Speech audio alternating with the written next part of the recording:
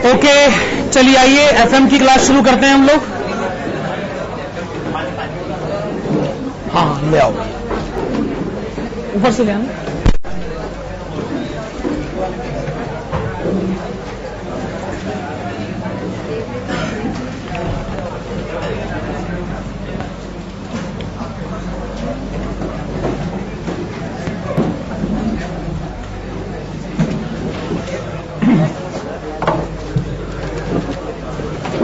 हाँ तो शुरुआत करिए फिर, क्योंकि लास्ट क्लास में हम लोगों ने थ्योरेटिकल एक्सप्लेनेशन जितना मर्जी क्यों ना डिस्कस करा हो, प्रैक्टिकल क्वेश्चन तो हमने कोई करा नहीं।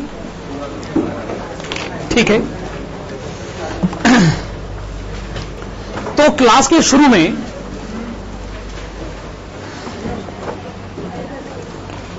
एक टारगेट तय कर लेते हैं। मतलब जो मैं सोच कर आया हूं, एक तो मुझे क्वेश्चन नंबर 3 करवा के देना है। क्वेश्चन नंबर 3 के बाद question number 7,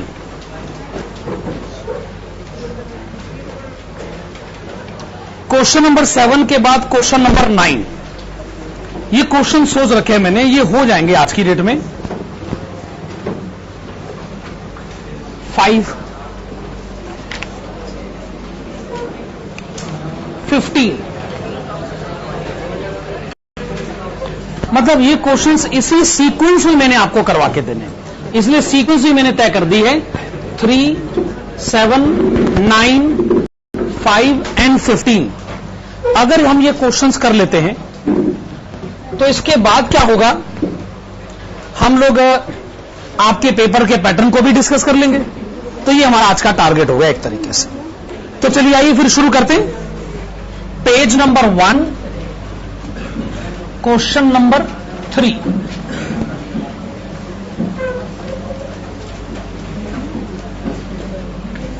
page number 1, question number 3। हाँ जी, page number 1, question number 3। A well-established company is considering purchase of one of following two companies. Company के नाम क्या है? X and Y। भाई ऐसा है, फाइनेंशियल वर्ल्ड में ये तो होता ही है, कंपनियां खरीदी जा रही हैं, बेची जा रही हैं। हम लोग हर रोज शेयर्स खरीद रहे हैं और बेच रहे हैं। खरीदने और बेचने के बेसिस तो तय करने ही होंगे। मैं कोई कंपनी का शेयर खरीदूं तो क्यों खरीदूं, नहीं खरीदूं तो क्यों ना खरीदूं, एक्स का शेयर क्यों खरीदूं, वाई का क्यों ना खरीदूं। इन सवालों के जवाब फंडामेंटल बेसिस पर कैसे पता करे जाते हैं, इसी की पढ़ाई को फाइनेंशियल मैनेजमेंट कहते हैं। ठीक है ना। कंपनी एक्स और कंपनी वाई दोनों कहती है हमारी सेल 30 लाख रुपए, लेकिन वेरिएबल कॉस्ट कंपनी एक्स की कम है, कंपनी वाई की ज्यादा है। कंट्रीब्यूशन आपको गिवन है, फिक्स कॉस्ट माइनस हुआ और आ गया ईबीआईटी। यहां तक बात सही है। नेक्स्ट पेज पर आइए। Required number 1, prepare income statement of both the companies assuming that the sales increases by 20%. Okay. Number 2, calculate the degree of operating leverage. Number 3, which company should be purchased. ठीक है, लिखेगा। Number 1 की heading डालेगा preparation of income statement.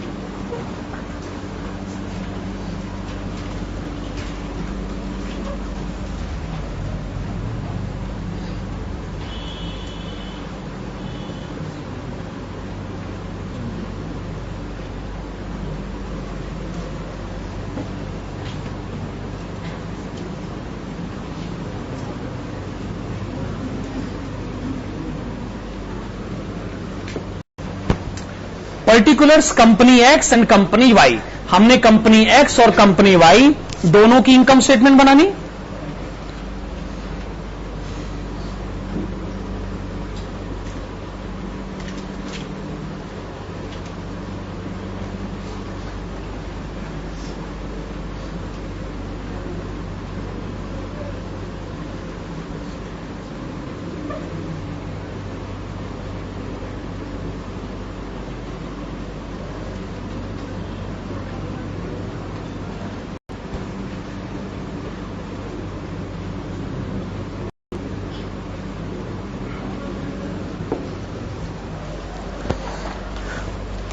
भाई at present यानी present situation, पर propose यानी क्या?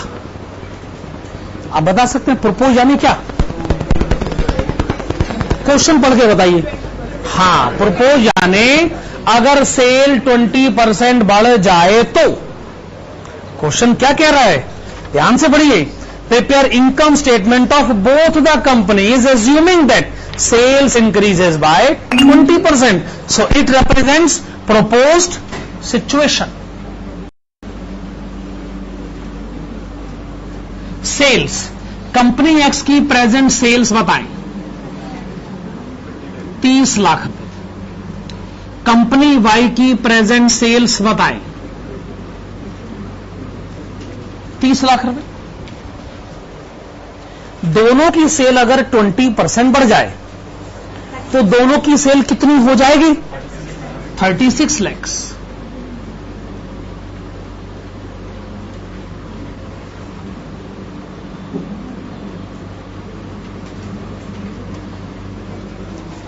ठीक बात है।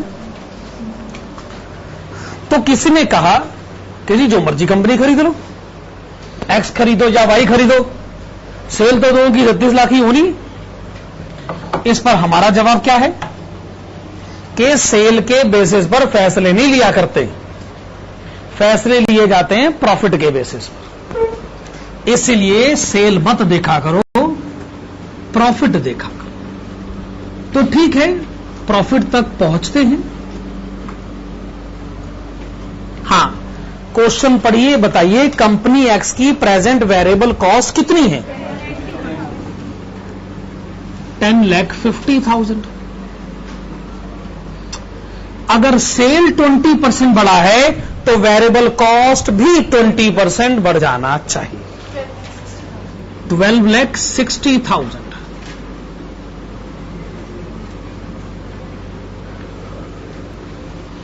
Company Y present variable cost 19,50,000, 20% increase करके बताइए 23,40,000।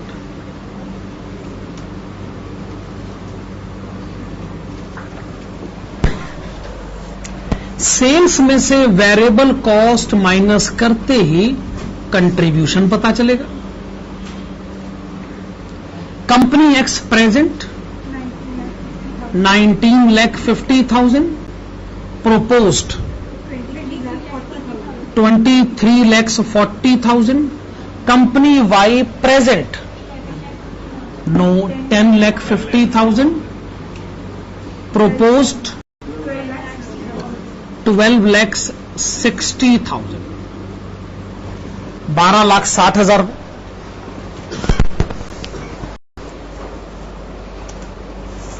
मैंने आपको पिछली क्लास में कहा था ना कंट्रीब्यूशन भी डिस्कस करना है। तो एक काम करते हैं, क्वेश्चन नंबर 1 कंप्लीट करके ना अगले क्वेश्चन पर आने से पहले कंट्रीब्यूशन पर डिस्कशन कर लेंगे, पर क्वेश्चन के बीच में डिस्कशन करना ठीक नहीं रहेगा। आइए इसमें से हम माइनस करें fixed cost. Company X fix cost कितना है? 16,50,000 and it should remain 16,50,000. Company Y fixed cost कितना है? 7,80,000 and it should remain 7,80,000.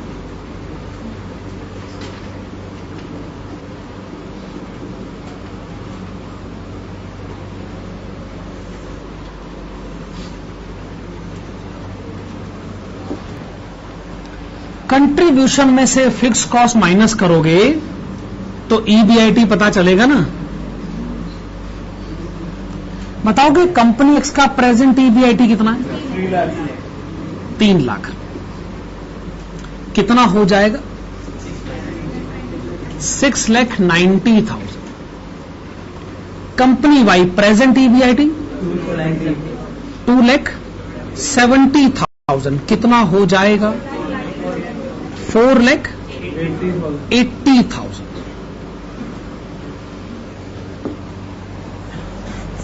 तो एक काम करेंगे, अब आप मुझे इंक्रीज इन ईबीआईटी बताएंगे।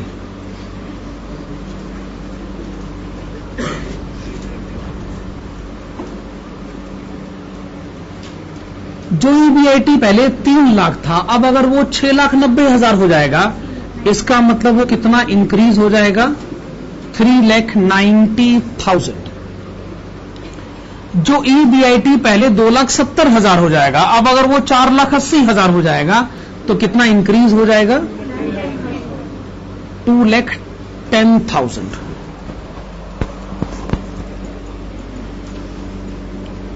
फिर तो आप मुझे परसेंटेज इंक्रीज इन ईबीआईटी भी बता सकते हैं।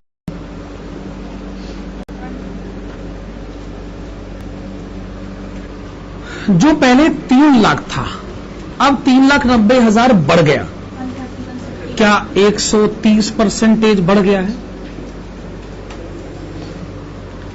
जो पहले 2,70,000 था, वो 2,10,000 बढ़ गया है, कितने परसेंटेज बढ़ गया? 77.78%।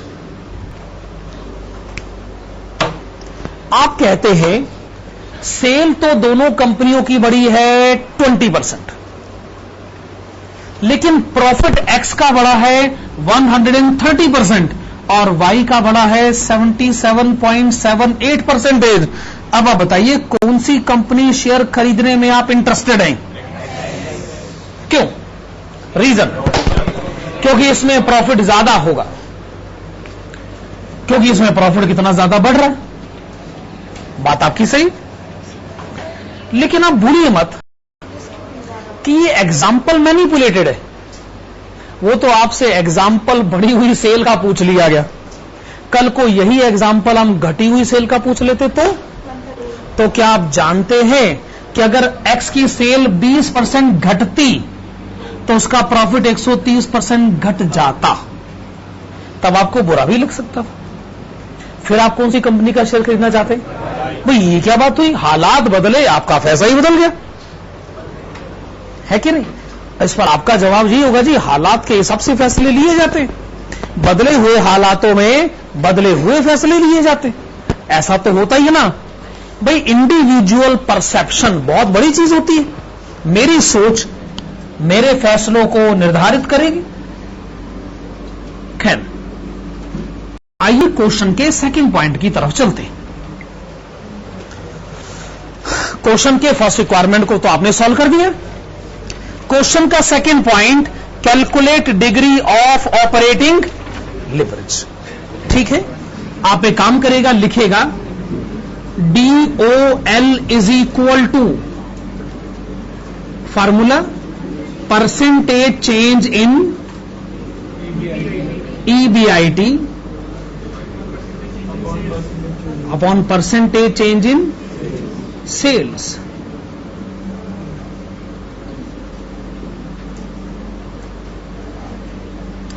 तो आइए कैलकुलेट करें पहले कंपनी एक्स के लिए।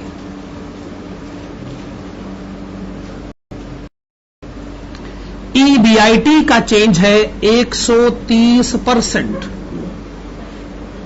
सेल्स का चेंज है 20%, आंसर आ गया 6.5।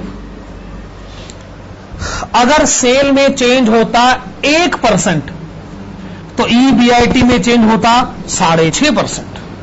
तो इसका मतलब कंपनी वाई ने कहा कि मेरे लिए भी फैसला सुनाए। 77.78% डिवाइडेड बाय 20%, 3.89। ओके, 3.89, ठीक है ना, अप्रोक्सीमेटली। कुछ मत लिखिए इसके साथ, परसेंटेज रेशियो कुछ नहीं, बस 3.89, ठीक है ना। मेरे ख्याल से ये सब कुछ हम पिछली क्लास में पढ़ चुके हैं, पर आपको याद होगा मैंने आपको ऑपरेटिंग लीवरेज कैलकुलेट करने का एक दूसरा फार्मूला भी बताया था। हाँ, लिखेगा alternative method of computing DOL, alternative method of computing DOL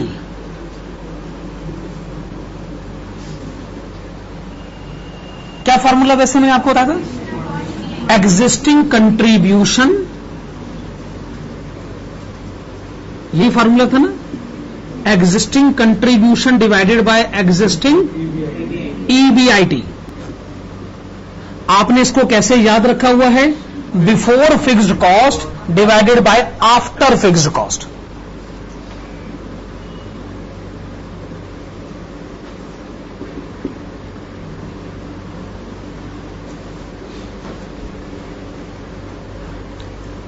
पहले आप कंपनी एक्स के लिए सॉल्व करें। एग्जिस्टिंग कंट्रीब्यूशन ये रहा 19,50,000 रुपए। एग्जिस्टिंग EBIT 3 लाख रुपए। डिवाइड करके कितना आ गया? 6.5। Company Y existing contribution 10,50,000। Existing EBIT 2,70,000। Answer 3.89। 3.89। हमने ये पिछली क्लास में डिस्कस नहीं करा था ना? मैंने आपको कहा था कि आप इसको याद कर लें, याद तो आपने कर ही लिया। मैं आपको बताना चाहूंगा, असल में ये जो सेकंड फार्मूला है, ये इस फर्स्ट फार्मूले को डिराइव करके ही यहां तक पहुंचा जाता।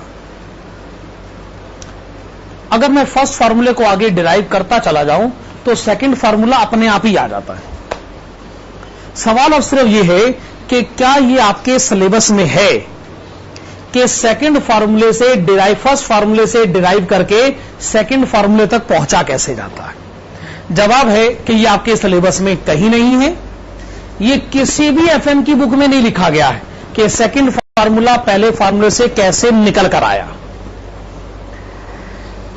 पर मेरे पास इसका जवाब है जरूर, और आप सब लोग इसका जवाब जानना भी चाहें। जानने के लिए आपको मैथमेटिक्स की एक नॉलेज होनी चाहिए।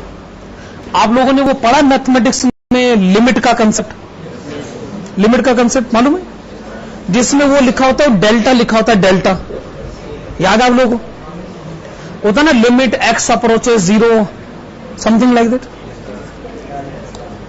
तो ये जो आंसर है, यहां से यहां पहुंचने के लिए मैथमेटिकल टेक्निक और फार्मूले यूज करे जाएंगे। ज्यादातर फाइनेंशियल मैनेजमेंट के ऑथर्स ये मानते हैं कि जी ये क्या बात हुई, हम स्टूडेंट को, FM के स्टूडेंट को लिमिट का कंसेप्ट क्यों पढ़ाएं?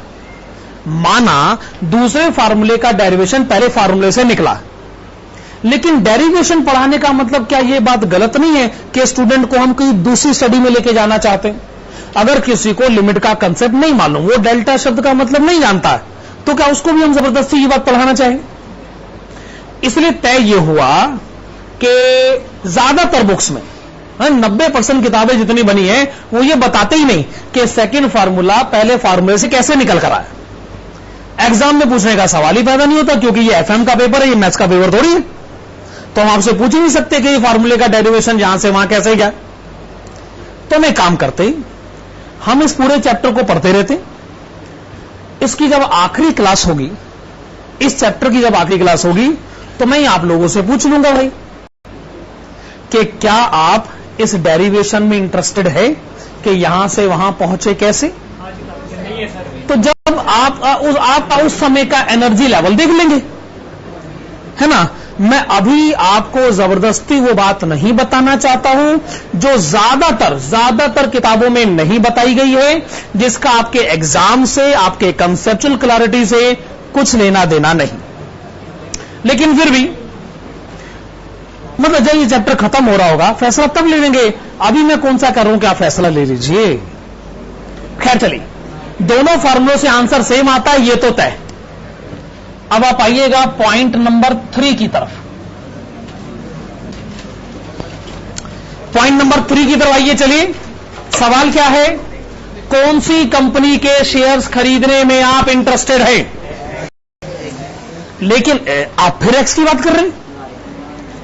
आप कहिए, अगर मुझे ऐसा लगता है कि फ्यूचर में सब अच्छा होगा, फेवरेबल बातें होंगी, कंपनी की सेल बढ़ा करेगी, अगर ये मेरा परसेप्शन है, तो मुझे एक्स जैसी कंपनी का शेयर खरीदना चाहिए, क्योंकि मुझे मालूम है उसकी सेल तो 20% बढ़ेगी, प्रॉफिट 130% बढ़ेगा।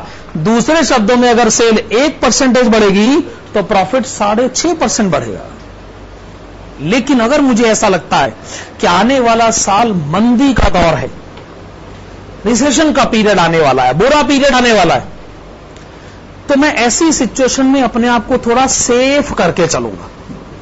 तो मैं सोचूंगा, अगर वाई का शेयर खरीदा जाए तो माना बहुत अच्छे दिन नहीं आएंगे, लेकिन फिर बहुत बुरे दिन भी नहीं आएंगे। यानी मैं अपने आप को थोड़ा सेफ कर रहा हूं ना बहुत ज्यादा अच्छे दिन मुझे चाहिए, ना बहुत ज्यादा बुरे दिन चाहिए। ये मेरी सेफ पॉलिसी हो जाएगी। जो आदमी रिस्क लेगा, आप जानते हो उसके साथ दो ही काम हो सकते हैं, या आर या पार, दो काम हो सकते हैं। अच्छा हुआ तो बहुत अच्छा हो जाएगा, और बुरा हुआ तो बहुत बुरा हो जाएगा। और जो आदमी रिस्क नहीं लेता, बड़ा सेफ चलता है, उसके साथ ना बहुत अच्छा होता है और ना उसके साथ बहुत बुरा होता है। क्या ये बात सही? मैं ना इस फिलॉसफी के थ्रू आपसे एक बहुत बड़ी बात कहना चाहता हूं। इन्वेस्टमेंट जिस आदमी ने सही टाइम पर करी, उसके बाद में वारे न्यारे हो जाते हैं। मैंने ऐसा कई बार देखा, पर्सनल एक्सपीरियंस की बात बता रहा हूं। ये मैंने कई लोगों की जुबान से सुना है, इसलिए मुझे बुरा भी लगता है। वो ये कहते हैं कि देखो जी, ऐसा है, आज से 50-60 साल पहले जब जमीन बड़े सस्ते दाम पर मिल रही थी, हमारे बाप दादा ने अगर उस समय सही फैसला लिया होता और दिल्ली की उन इलाकों में जगह खरीदी होती जहां कोड़ियों के दाम मिल रही थी, मतलब 1000-2000 की रेंज में आलीशान कोठी थी, उस टाइम उनसे 1000-2000 अरेंज हुए नहीं। आज हम वही छोटे से मकान में रहते। मतलब ऐसे लोग जब मैं सुनता हूं तो मुझे बहुत बुरा लगता है। अपने बाप दादा को कोसना बहुत आसान काम, भले मन ही मन सोचते हो, ओपनली ये बात ना कहते हो, पर शायद अब आप ये तो कर ही सकते कि आप अपने बेटे और अपने पोते को आप ये मौका नहीं देंगे कि वो आपको अपने मन में गाली बके, है ना? चलो मान भी लिया जाए कि इन्वेस्टमेंट डिसीजन बाप दादा से सही नहीं हुआ, पर आपकी बारी है, आप इन्वेस्टमेंट डिसीजन ठीक कर लीजिएगा। अपने बच्चों को, अपने पोतों को ये मौका मत दीजिएगा कि वो कभी आपको गाली दे, है कि नहीं? इस बात का ध्यान रखना चाहिए ना। इसलिए ये बात सही है, जिन लोगों ने उस जमाने में कोड़ियों के दाम पर जमीनें खरीदी, आज वो करोड़पति और अरबपति हो गए। ये बात साबित करती है कि इन्वेस्टमेंट डिसीजन अगर टाइमली लिया जाए तो लॉन्ग टर्म में फायदा होता ही है ना। जिन लोगों ने रिलायंस के शेयर 70 के दशक में 10-10 रुपए के खरीदे, आज वो सब 1000-1000 रुपए के शेयर के मालिक। 10 का खरीदा और 1000 का हो गया, कितना अच्छा खासा रिटर्न हो गया। पर टाइमली इन्वेस्टमेंट डिसीजन उन्होंने लिया ना। और जो आदमी सोचता रह गया, बैठा रह गया, बस ऐसी फैसला नहीं लेता जी, मैं बड़े सारे लोग हैं बस सोचते रहते हैं, फैसले नहीं लेते, वो फिर बाद में पछताते। इन्वेस्टमेंट करने के लिए कभी कभी बेवकूफ बन के इन्वेस्टमेंट कर लेना चाहिए, बाद में उसके अच्छे खासे फायदे होते। ठीक है ना? खैर, जो मैं कहना चाहता था मैंने कह दिया है। पता नहीं बात आपको कितनी लगी कितनी नहीं लगी। खैर, पॉइंट नंबर 3 की तरफ बढ़े। सवाल यह है, कौन सी कंपनी का शेयर खरीदा जाए? तो हमने कहा जी ये तो आपके अपने सोचने पर निर्भर करता है। अगर आपके अंदर रिस्क टेकिंग कैपेसिटी है तो एक्स जैसी कंपनी का शेयर बहुत अच्छा है, और अगर आप सेफ पॉलिसी अडॉप्ट करना चाहते हैं तो फिर वाई जैसी कंपनी का शेयर अच्छा है। लिखिएगा, write down.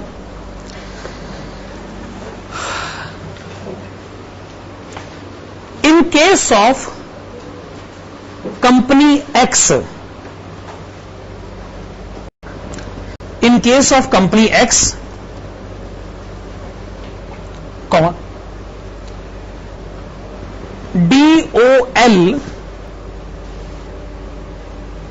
DOL is 6.5,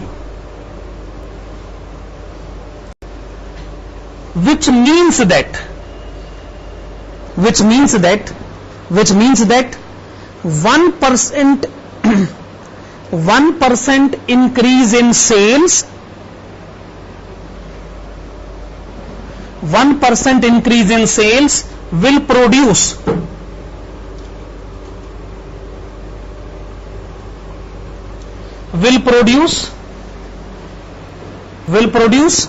6.5% increase in EBIT. 1% increase in sales will produce 6.5% increase in EBIT. Full stop. Hence, it is recommended to purchase the shares. It is recommended to purchase the shares of company X. It is recommended to purchase the shares of company X if future favorable situation is anticipated. Future favorable situation is anticipated in context of achievement of sales. In context of achievement of sales. मेरे ख्याल से बात हम सही कह रहे हैं और सही ढंग से कह रहे हैं। अगर आपको लगता है कि फ्यूचर सिचुएशन फेवरेबल है, कंपनियों की सेल बढ़ेगी, अगला साल बहुत अच्छा बीतेगा, या हर रोज हर रोज फाइनेंशियल कंसल्टेंट कहता है कि अगला साल कैसा होगा, देखिए साहब बहुत बड़ा अच्छा टाइम आने वाला। और कई बार लोग कहते हैं कि अरे भैया ऐसा है यूएसए में मार्केट बढ़ गई, मंदी का दौर आने वाला है। तो इसका मतलब यह है कि आपका इंडिविजुअल परसेप्शन ये तय करेगा कि आपकी इन्वेस्टमेंट स्ट्रेटेजी किस डायरेक्शन में जानी चाहिए। अगले पैराग्राफ में लिखिएगा, in case of company Y,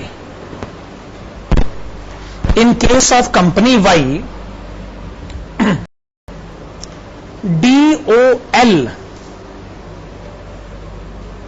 is 3.89, which means that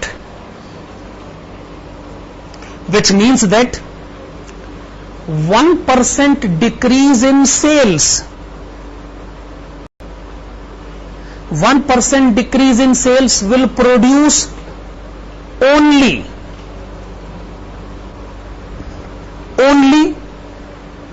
3.89% decrease in EBIT.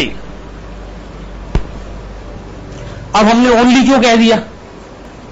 वो एक्स के कंपैरिजन में कह दिया। एक्स होता तो 6.5% गिरा देता, ये तो सिर्फ 3.89% गिरा रहा है हमको, तो इसलिए ओनली शब्द कहकर हम कोई गलती तो नहीं कर रहे ना। तो आगे लिखेगा therefore it is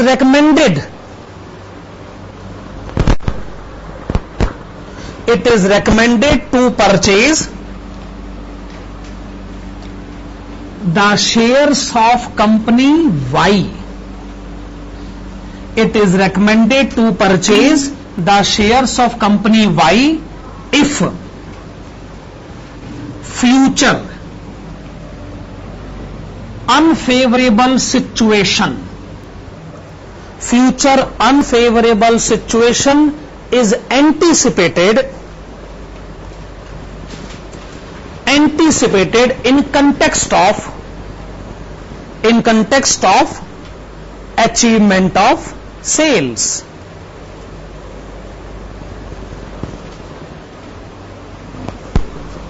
क्वेश्चन का आंसर हुआ, बड़ी बात, एक प्रॉब्लम का सॉल्यूशन हमने निकाला ना, एक सिचुएशन को हमने समझा। खैर जो भी है, क्वेश्चन नंबर 1 का आंसर।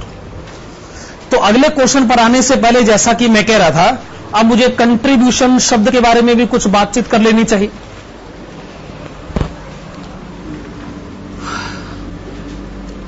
तो सेल्स में से अगर वेरिएबल कॉस्ट माइनस किया जाए तो उसे कंट्रीब्यूशन कहते हैं। सही बात तो यह है कि जो स्टूडेंट खाली इतनी सी बात समझ लेता है ना, वो देर सवेर बड़े फायदे में रहता। प्रॉब्लम कंसेप्चुअल एक्सप्लेनेशन के साथ यह है कि इसकी कोई हद नहीं होती। जितना मर्जी कंसेप्ट समझने की कोशिश करो, लगता है कि मैं और समझ सकता हूं और समझ सकता हूं। खैर चलिए फिर भी कोशिश करते हैं।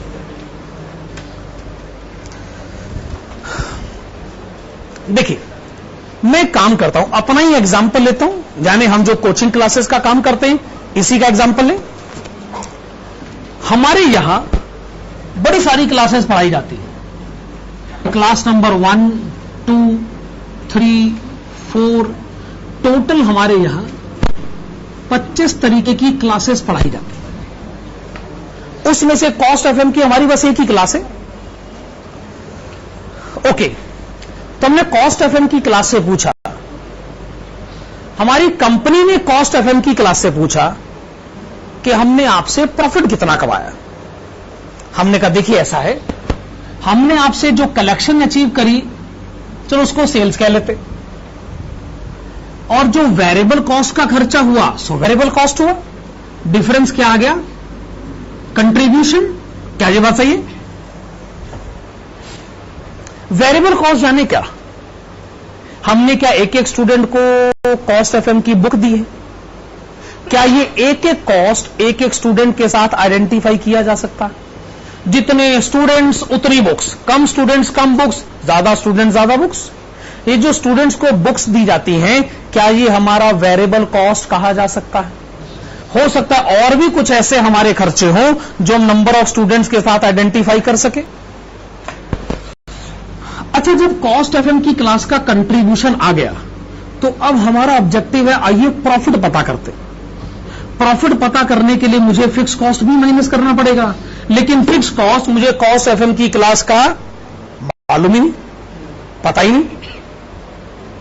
हमारा एडवर्टाइजमेंट का खर्चा होता है, पर वो तो पूरे बिजनेस का कंबाइंड है, उसमें कॉस्ट एफएम का एडवर्टाइजमेंट का खर्चा मुझे पता ही नहीं।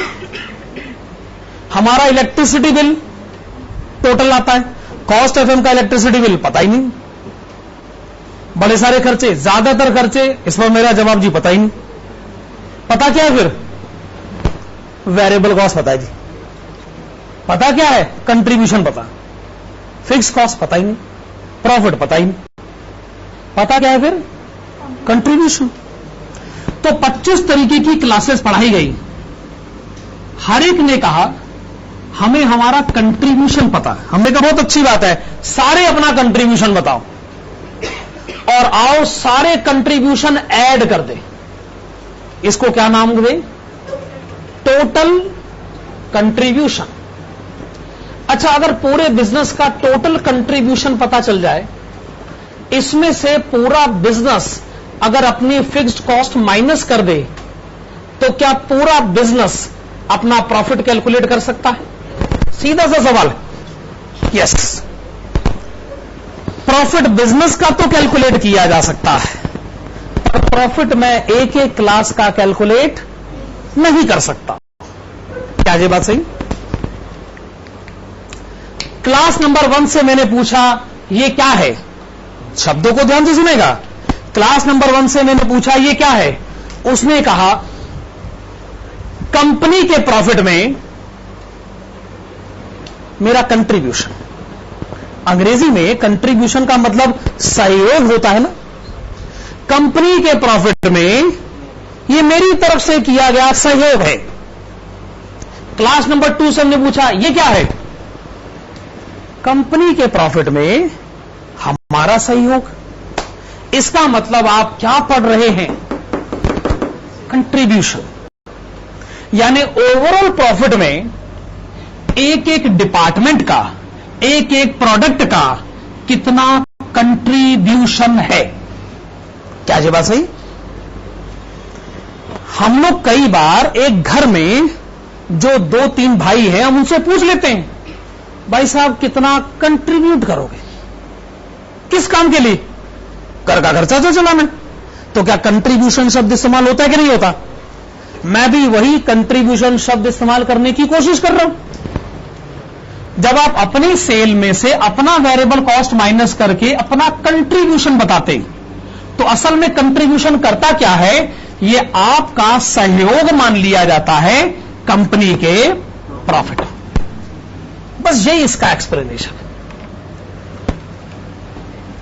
पर जैसा मैंने कहा, ज्यादा सुखी वो स्टूडेंट है जो सिर्फ ये सोचता है कंट्रीब्यूशन यानी सेल्स माइनस वेरिएबल कॉस्ट, है ना, बिना किसी टेंशन के। चलो भी अगले क्वेश्चन की तरफ बढ़ो। नेक्स्ट क्वेश्चन है क्वेश्चन नंबर 7।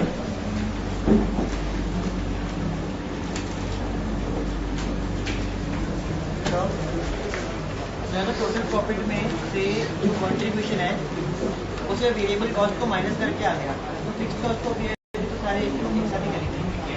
कैसे करे? वही तो हम पूछ रहे हैं आपसे। बिजली का बिल बांटे कैसे? एडवर्टाइजमेंट का खर्चा बांटे कैसे? अभी अपने दिमाग पे इतना तनाव मत डालो, है ना, छोड़ो अभी इस बात को। कंट्रीब्यूशन बहुत ज्यादा डिटेल में पढ़ाया जाता है। अभी तो क्वेश्चन नंबर 7 है हमारे सामने। The following data is available for XYZ limited. Sales 2 lakh रुपए, वेरिएबल कॉस्ट उसका 30% 60,000, कंट्रीब्यूशन 1,40,000 रुपए, फिक्स कॉस्ट 1 लाख रुपए, EBIT 40,000, इंटरेस्ट 8,000 माइनस हुआ, EBT आ गया 32,000। Required number 1, using the concept of financial leverage, by what percentage will the taxable income increase if EBIT increases by 6%? Number 2, using the concept of financial leverage, by what percentage will EBIT increase if there is 10% increase in sales? Number 3, using the concept of combined leverage, by what percentage will the taxable income increase if sale increases by 6%? Also verify the result. Number 1, using the concept of financial leverage, आप लिखिएगा DFL is equal to, आपने financial leverage के 2 फॉर्मूले पर रखे, एक तो original और दूसरा अल्टरनेटिव। आप मुझे अल्टरनेटिव फार्मूला बताइए। Alternative formula existing EBIT divided bye existing EBT। Existing term लिखना जरूरी नहीं है, वो इंप्लाइड है।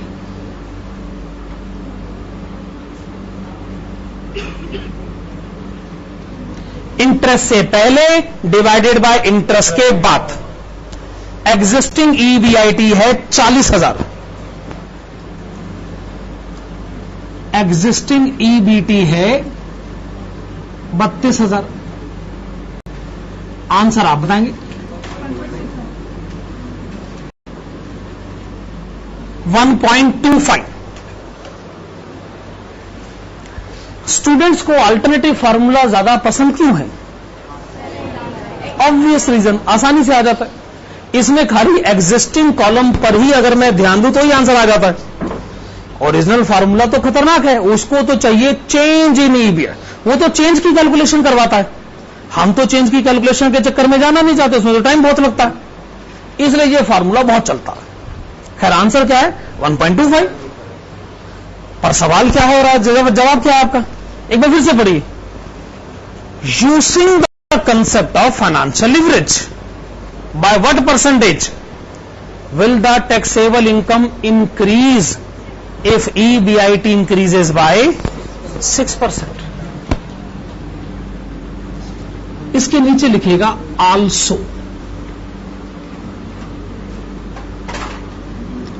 अब आप बताइए फाइनेंशियल लिवरेज का ओरिजिनल फार्मूला क्या था? Percentage change in EBT divided by percentage change in EBIT।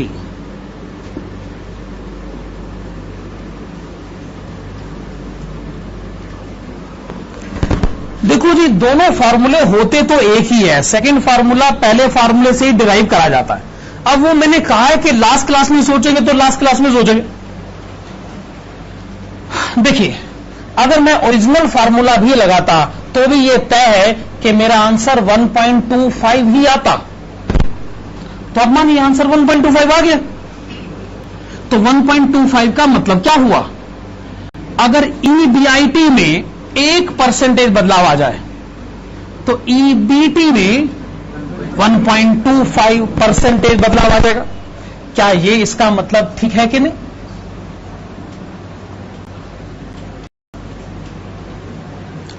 अगर EBIT में 1% चेंज आ जाए तो EBT में 1.25% चेंज आ जाएगा।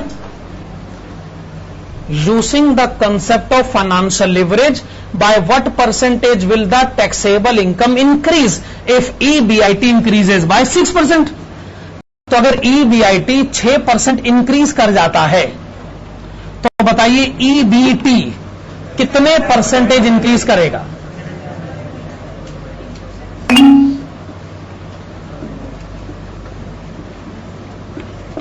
क्या ये बात सही है? ये जो EBT है, अर्निंग्स बिफोर टैक्स, क्या मैं इसको टैक्सेबल इनकम कह सकता हूं?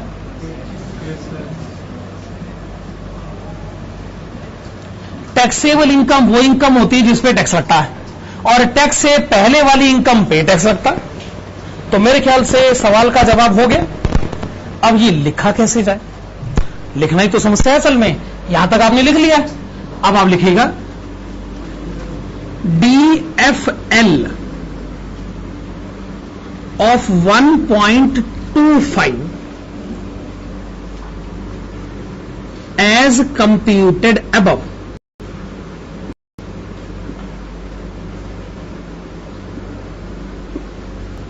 implies that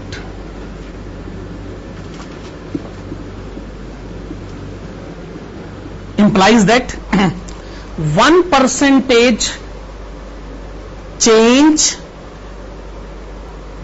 in EBIT, 1% change in EBIT will produce 1.25% change in EBT। ठीक है ना? Hence, comma, if sales increases by, if EBIT increases by 6%, comma, EBT will get increased by 7.5%। 7.5% bracket में लिखिएगा 1.25 multiplied with 6। ठीक है ना? असल में क्या है कि स्टूडेंट को आंसर आ तो जाता है, मैथमेटिकली वो बातों को समझ लेता, उसे आंसर लिखना नहीं आता। ये जो मैं आपको जिस तरीके से, जो मैं लिटरेचर पर मैं बहुत जोर देता हूं, अगर आप ऐसे आंसर लिखोगे तो ये पेपर चेक करने वाले को मजबूर करने वाली बात हो गई कि भाई साहब 5 नंबर के पूरे 5 नंबर मिलने चाहिए मेरे को। हमारी समस्या ये है, हम प्रैक्टिकल क्वेश्चन को थ्योरेटिकल बना देते हैं। हम प्रैक्टिकल क्वेश्चन का वो आंसर देते जो स्टूडेंट को थ्योरेटिकल क्वेश्चन पर आंसर मिलने चाहिए। 5 नंबर का थ्योरेटिकल क्वेश्चन पूछा जाए तो कहते हैं ना स्टूडेंट जो मर्जी लिख ले, क्या ले लेगा? 3 नंबर ले लेगा जैसे था, और क्या और अच्छा ले, चलो ठीक है, चलो 3.5 ले लो, और क्या अब और क्या जान लोगे क्या? लेकिन प्रैक्टिकल क्वेश्चन में भी 3.5 मिले तो क्या ये आप अपने प्रैक्टिकल क्वेश्चन को थ्योरेटिकल बनाने की कोशिश नहीं कर रहे? और ऐसा क्यों हो रहा है? क्योंकि आपको आंसर आता तो है पर आप ऐसी छोटी छोटी गलतियां करते हैं जिसे पेपर चेक करने वाला बुरा मानता है। और वो आपको वही नंबर देता है जो आपको थ्योरेटिकल क्वेश्चन में वैसे ही मिल जाते हैं। तो आप अपने प्रैक्टिकल क्वेश्चन को थ्योरेटिकल मत बनाएं, प्रैक्टिकल क्वेश्चन को प्रैक्टिकल रहने दे। 5 नंबर के क्वेश्चन में 5 नंबर मिलने चाहिए, बेकार की गलतियों के कारण उसे 3.5 नंबर में कन्वर्ट मत करें। क्या ये बात सही है? खैर, इस क्वेश्चन का आंसर तो हो गया। लास्ट में क्वेश्चन ने कहा क्या वेरिफिकेशन करके बताइए, साबित करें कि आपका आंसर सही है। मतलब क्या साबित करें? यही साबित करें कि अगर EBIT में 6.5% इंक्रीज होता है तो EBT में 7.5% इंक्रीज होता है। इस बात को साबित करें। चलो साबित कर देते।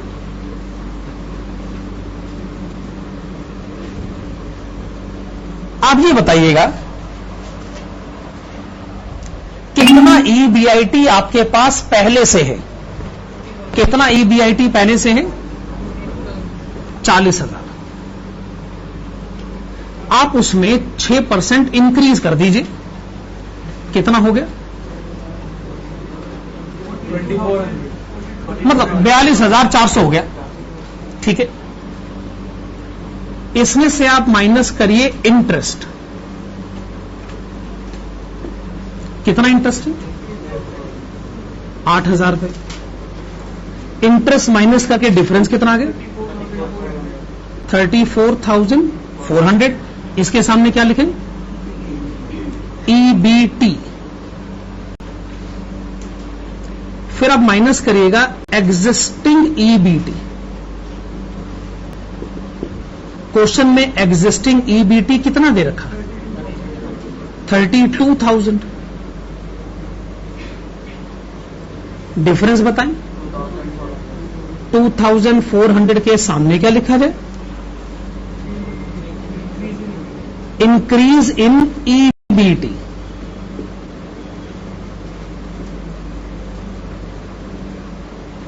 फिर नीचे लिखेगा परसेंटेज इंक्रीज इन EBT।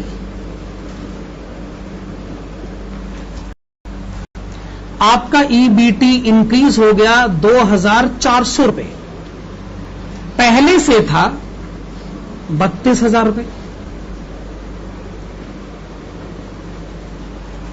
आपका EBT पहले कितना था? 32,000। अब वो 34,400 हो गया, यानी वो 2,400 बढ़ गया। बताओ EBT कितने परसेंटेज बढ़ गया? 7.5%।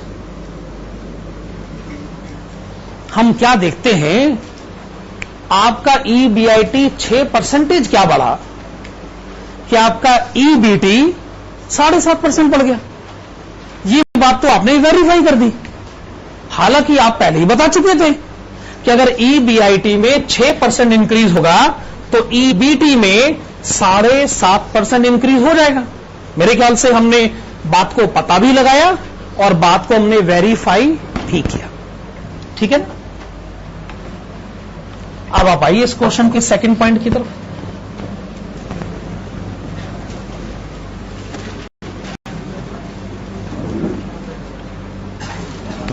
क्वेश्चन का सेकंड पॉइंट कहता है ऑपरेटिंग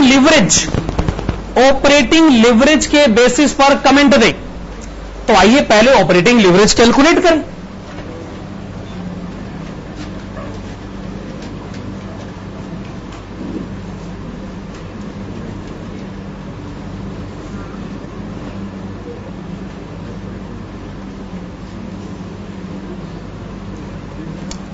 हाँ, तो आपने लिखा कंट्रीब्यूशन डिवाइडेड बाय EBIT।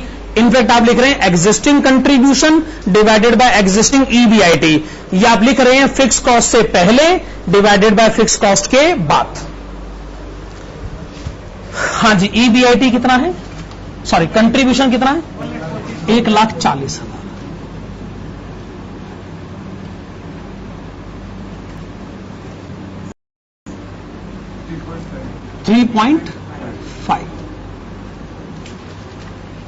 3.5। तो आपने ऑपरेटिंग लीवरेज मुझे बताया 3.5।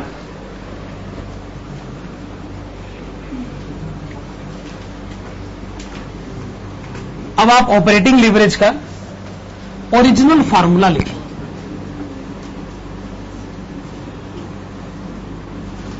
Percentage change in EBIT divided by percentage change in sales. ठीक है ना?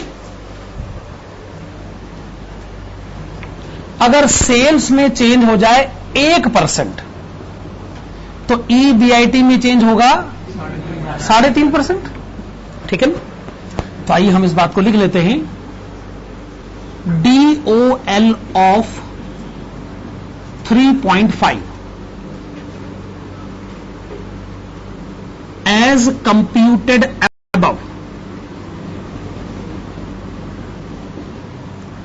as computed above, implies that 1% change in sales,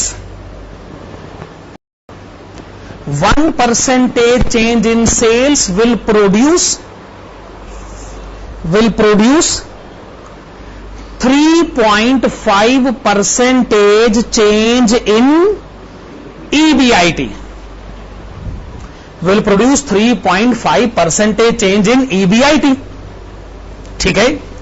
सवाल है, हम सेल बढ़ाना चाहते हैं 10%, तो बताओ EBIT कितने परसेंटेज बढ़ जाएगा? 35। सिंपल, 35%। तो लिखेगा hence if sales increases by 10%, if sales increases by 10%, comma, the EBIT will get increased by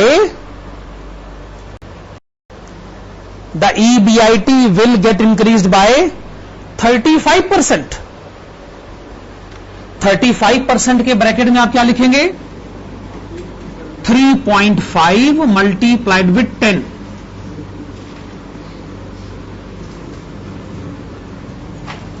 आइए साबित करते हैं। क्या साबित करना है? अगर सेल बढ़ जाए 10%, तो EBIT बढ़ जाएगा 35%।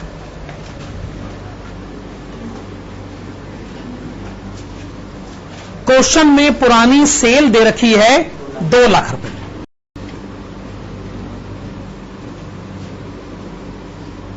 बढ़ाइए 10%। 2,20,000।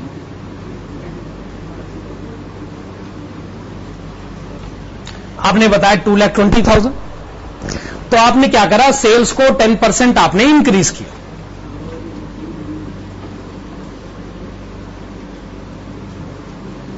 वैसे पुराना वेरिएबल कॉस्ट कितना दे रखा है? 60,000। तो वेरिएबल कॉस्ट भी 10% इंक्रीज हो जाना चाहिए, 66,000 हो जाना चाहिए। आप मुझे डिफरेंस बताएं।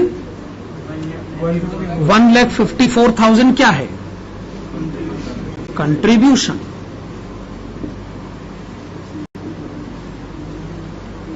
इसमें से आप फिक्स्ड कॉस्ट माइनस करें। कितनी फिक्स्ड कॉस्ट है? 1 लाख। 1 लाख माइनस करके डिफरेंस कितना आ गया? 54,000 क्या है? EBIT। ठीक है, ये EBIT है। आप इसमें से माइनस करें एग्जिस्टिंग EBIT।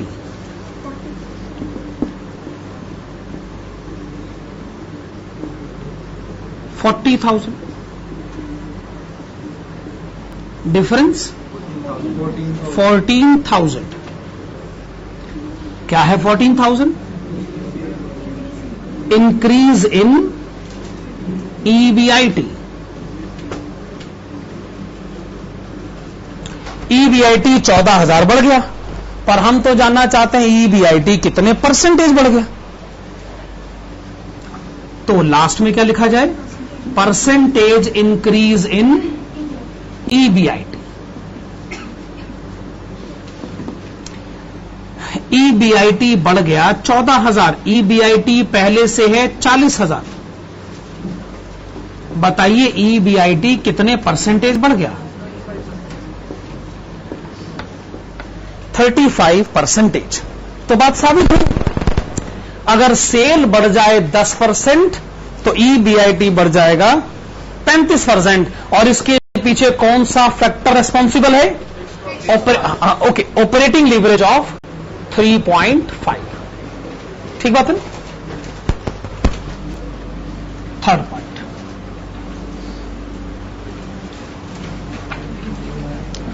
लिखेगा थर्ड पॉइंट। थर्ड पॉइंट क्या है? Using the concept of combined leverage. तो लिखेगा DOL is equal to DCL is equal to contribution divided by EBT।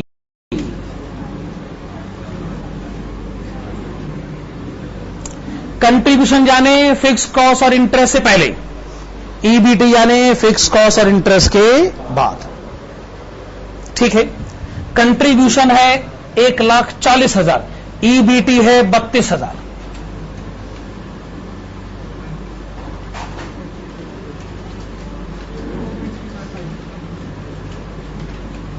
आपने बताया 4.375।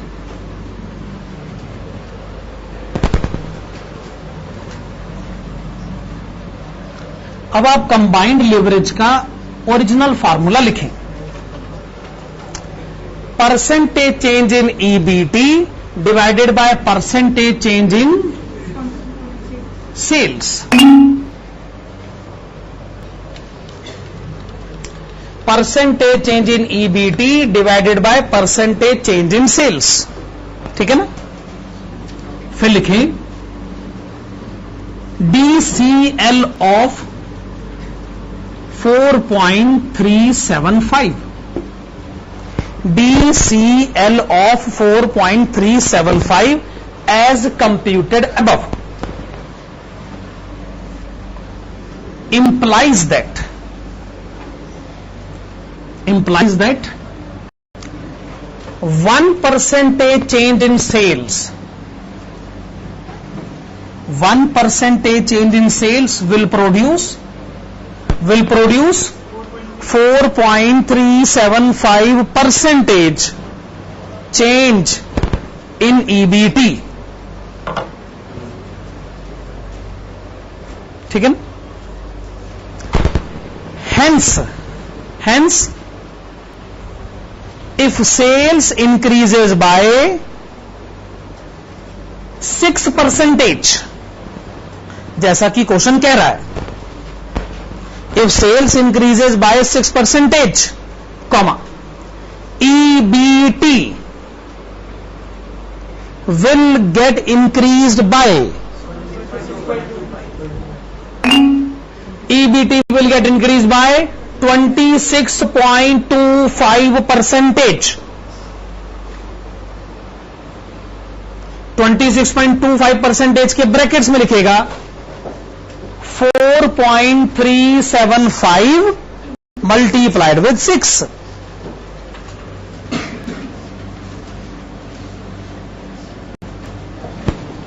वेरिफिकेशन,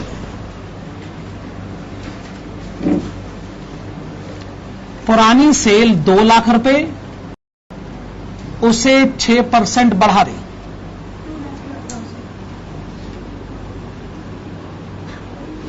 $2,12,000।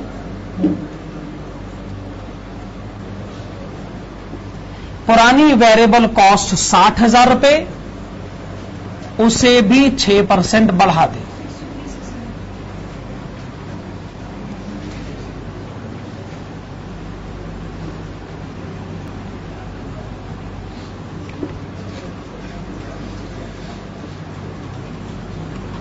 कंट्रीब्यूशन का अमाउंट बताएं।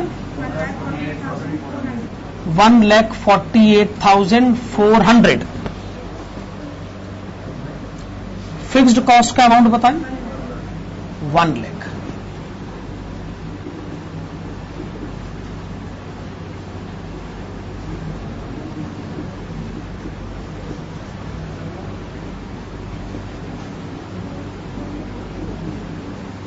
This is EBIT।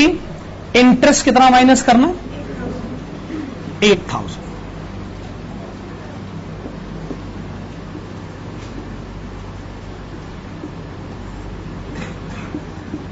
This is 40,400. This is EBT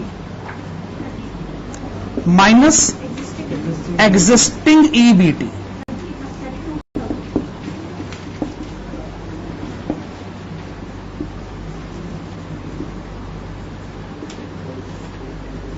difference 8,400 क्या है? Increase in EBT। This is increase in EBT। हम जानना चाहते हैं परसेंटेज इंक्रीज इन EBT। तो EBT बढ़ गया है 8,400 रुपए। EBT पहले से है 32,000 रुपए। कितना परसेंटेज आ गया? 26.25%।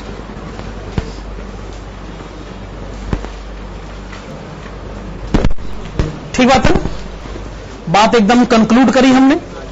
प्रेजेंटेशन बड़े सही ढंग से दिया जाना जरूरी है।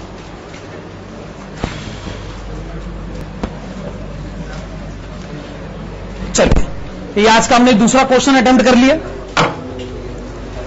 हम जो अगला क्वेश्चन करेंगे वो हमारे सामने है क्वेश्चन नंबर 9। मैंने आपको क्वेश्चन की सीक्वेंस पहले ही बता दी थी। क्वेश्चन नंबर 9, आइए पढ़ना शुरू करते।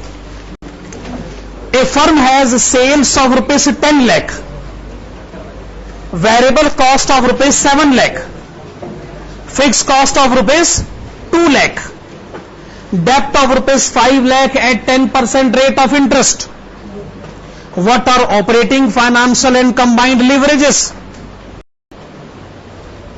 If the firm wants to double its EBIT, how much of rise in sales would be needed on percentage basis? देखिए, आपने मुझसे लीवरेजेस अगर पूछे हैं तो फिर आपको इनकम स्टेटमेंट बता देनी चाहिए थी। क्या पिछले क्वेश्चन में इनकम स्टेटमेंट नहीं बनी हुई थी? तो हमने आसानी से लीवरेजेस कैलकुलेट कर लिए। अब बिना इनकम स्टेटमेंट के हम लीवरेजेस कैसे कैलकुलेट कर सकते हैं? पहली इंफॉर्मेशन लिखेगा सेल्स, जो कि आपको गिवन है 10 lakhs, माइनस करिएगा वेरिएबल कॉस्ट। कितना वेरिएबल कॉस्ट गिवन है? 7 lakhs। वेरिएबल कॉस्ट माइनस करते ही डिफरेंस आ गया 3 lakhs। 3 lakhs के सामने क्या लिखेंगे? कंट्रीब्यूशन। इसमें से माइनस करिएगा फिक्स्ड कॉस्ट। कितना फिक्स कॉस्ट? 2 लाख माइनस करके डिफरेंस आ गया 1 लाख रुपए। इस 1 लाख को क्या कहा जाए? EBIT। इसमें से क्या माइनस किया जाए? इंटरेस्ट। वैसे आपकी कंपनी में डेप्ट कैपिटल कितना है? 5 lakh. Rate of interest 10%।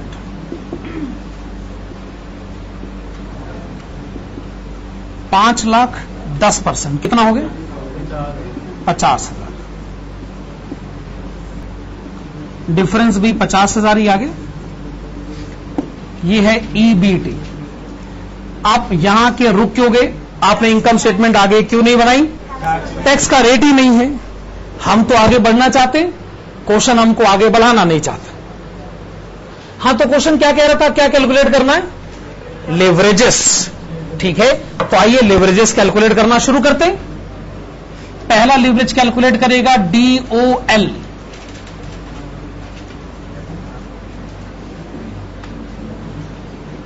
Contribution divided bye EBIT। Contribution 3 lakh रुपए, EBIT 1 लाख रुपए। आंसर क्या है? 3। दूसरा लेवरेज का नाम financial leverage. Formula EBIT divided by EBT।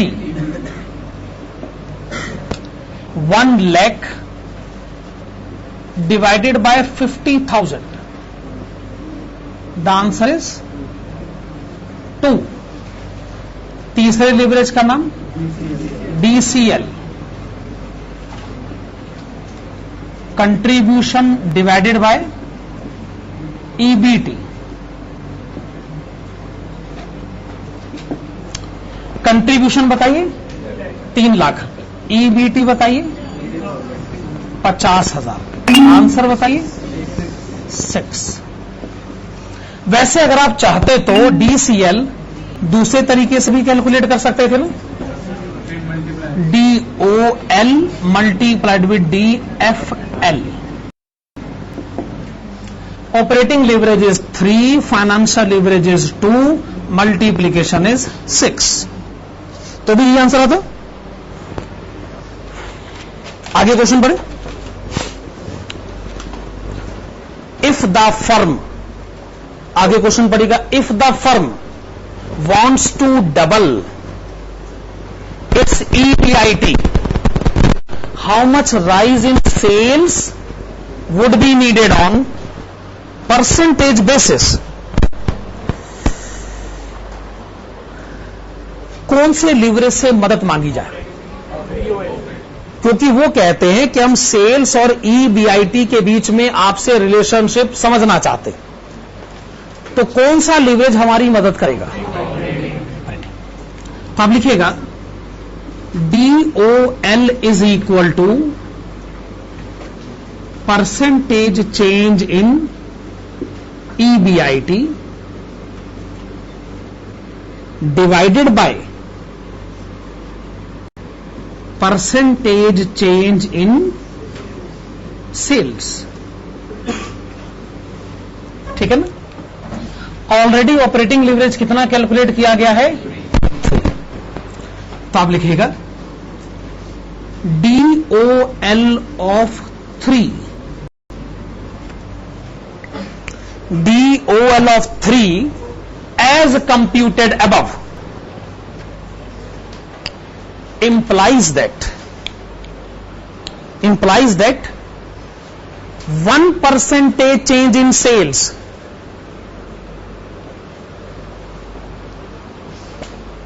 will produce 1% change in sales will produce 3% change in EBIT। एक बार फिर से, 1% change in sales will produce 3% change in EBIT। सवाल को ध्यान से पढ़िए। अगर आप इसको पकड़ने में कामयाब हो जाएं तो बहुत अच्छी बात होगी।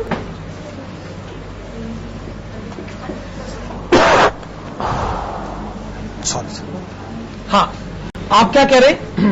सेल में 1% चेंज और EBIT में 3% चेंज, ये तो आपने कंक्लूड कर लिया। वो कहते हैं कि हम EBIT को डबल करना चाहते हैं। किसी को डबल करने के लिए क्या करा जाए? अगर मैं किसी को 100% इंक्रीज कर दूं तो क्या उससे वो डबल हो जाएगा?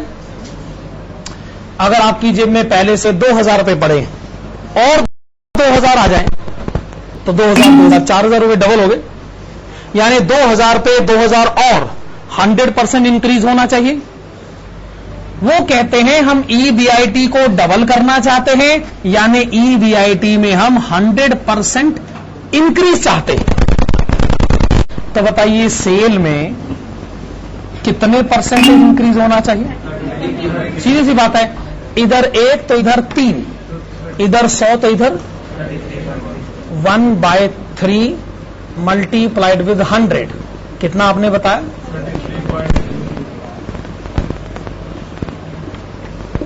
क्या ये बात हमें समझ में आ रही? खैर आपने अभी क्या लिखा है, DOL of 3 as computed above implies that 1% change in sales will produce 3% change in EBIT. आप आगे लिखिएगा, in the given case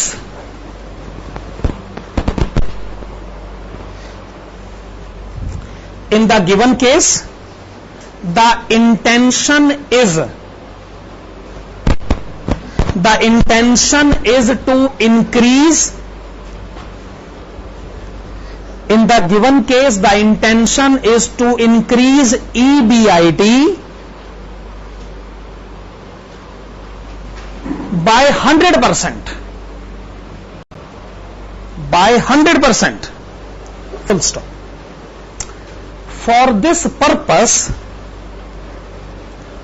purpose, comma, the sales must get increased by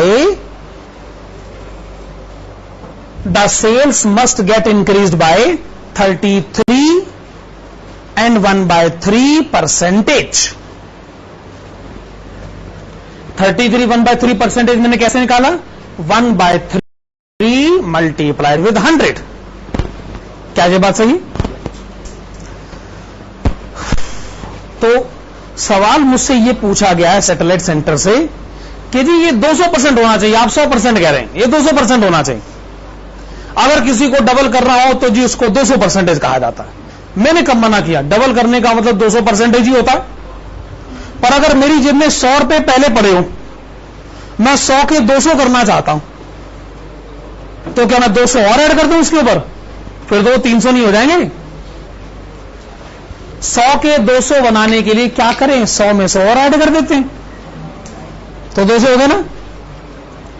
अगर वो ये कहते कि मुझे EBIT ट्रिपल करना है, 100 का 300 करना है, 1000 का 3000 करना है, इसका मतलब ट्रिपल करने के लिए 200% इंक्रीज होना चाहिए, डबल करने के लिए 100% इंक्रीज होना चाहिए, ट्रिपल करने के लिए 200% इंक्रीज होना चाहिए, है कि नहीं? मत भूलिए आपके पास कुछ रुपए पहले से बड़े हुए, पहले आपकी सिचुएशन जीरो की थोड़ी है कि नहीं? तो मेरे ख्याल से पोजीशन क्लियर है. डबल करने के लिए 100% इंक्रीज होना चाहिए.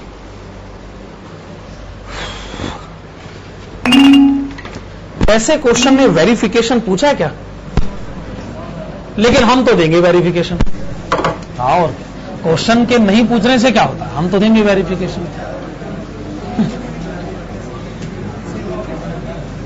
लिखिएगा वेरिफिकेशन, मतलब अगर क्वेश्चन पूछ लेता तो वेरिफिकेशन हम कैसे देते, आप ऐसे सोच लीजिए. लिखिएगा सेल्स, पुरानी सेल आपको कितनी गिवन है, क्वेश्चन पढ़िए, 10 लाख.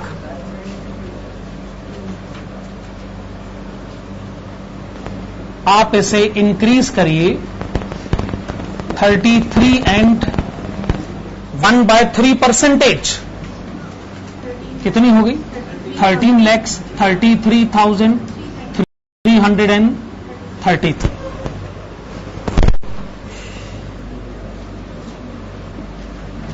पुरानी वेरिएबल कॉस्ट कितनी है, 7 लाख.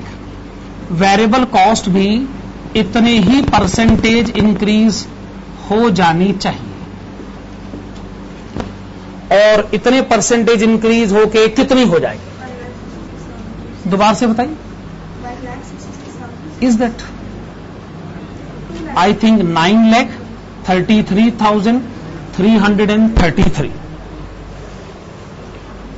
पुरानी वेरिएबल कॉस्ट 7 लाख है, अगर उसे भी इतने परसेंटेज बढ़ा दिया जाए तो ये नई वेरिएबल कॉस्ट हो जानी चाहिए.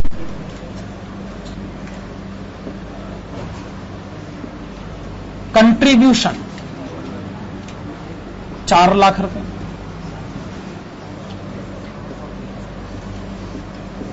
फिक्स्ड कॉस्ट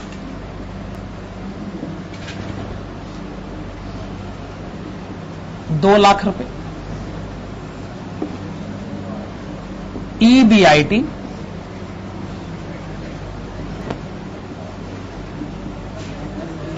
2 लाख रुपए. ये है EBIT. इसमें से माइनस करें एग्जिस्टिंग ईबीआईटी। बताइएगा एग्जिस्टिंग ईबीआईटी कितना दे रखा है? 1 लाख। डिफरेंस कितना आ गया? 1 लाख रुपए। ये जो 1 लाख का डिफरेंस आया है, इसके सामने लिखेगा increase in EBIT. Yes, sale का इंक्रीज 33 एंड 1/3%, पर ईबीआईटी का इंक्रीज 100%। क्या ये बात सही है? जो ईबीआईटी पहले 1 लाख थी वो 2 लाख हो गई है, यानी वो डबल हो गई। क्या ये बात सही है? तो आप इसको नीचे लिखेगा, hence it is verified that, hence it is verified that the EBIT has doubled. Hence it is verified that the EBIT has doubled due to the reason of increase in sales, due to the reason of increase in sales by 33 and 1/3%.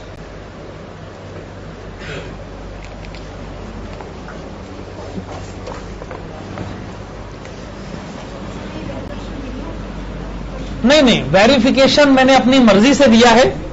अगर question silent है तो verification देने की जरूरत नहीं। Please come to question number 5।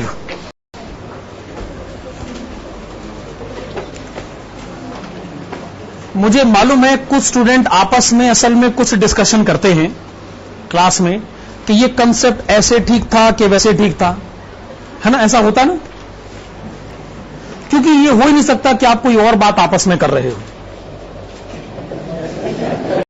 सिर्फ conceptual related बात ही कर सकते हैं बात, पर वो ठीक नहीं। देखो, क्लास में तो बोलने का हक मेरा है, मतलब मैंने पैसे लिए इस बात के कि मैं बोलूंगा।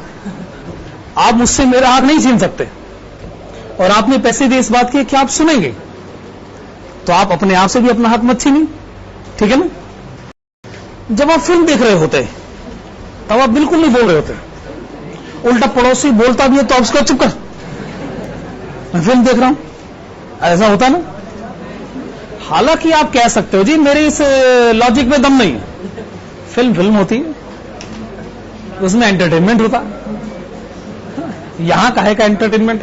वही बात सुन सुन के, लिख लिख के, कॉमा और फुल स्टॉप के साथ, तो बोर हो जाने वाली बात है ना?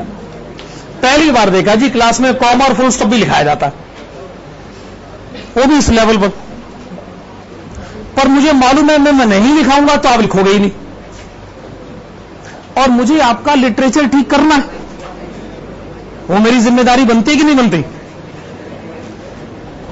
देखिए ऐसा है, ये सारी बातें लिखाकर फायदा मेरा ही होता है, क्योंकि अल्टीमेटली आप मेरा ही रिजल्ट अच्छा लेकर आओगे, उससे मुझे और बड़े सारे स्टूडेंट्स मिलेंगे, मेरी इनकम बढ़ेगी।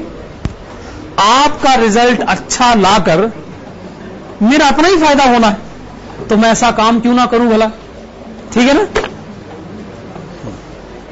Question number 5, the balance sheet of a company is as follows.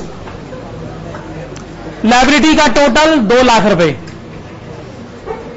Assets का टोटल 2 लाख रुपए।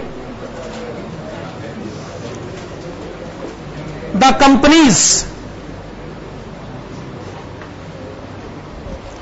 company's total asset turnover ratio is 3. Fixed cost are rupees 1 lakh. Variable cost ratio is 40%. Income tax rate is 50%. Calculate for the company the different types of leverages, given that the face value of the share is rupees 10. Ratio का नाम क्या है वैसे? Total asset turnover ratio.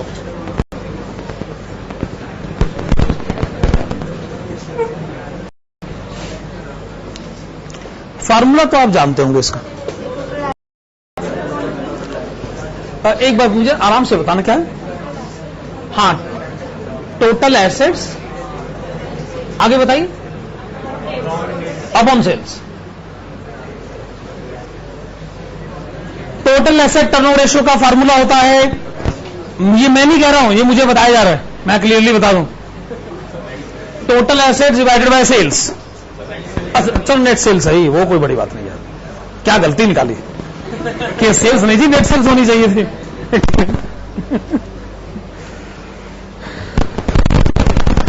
मतलब ये ठीक है, ये मैंने कहा नहीं है, ये आपने मुझे बताया और मैंने लिखा है।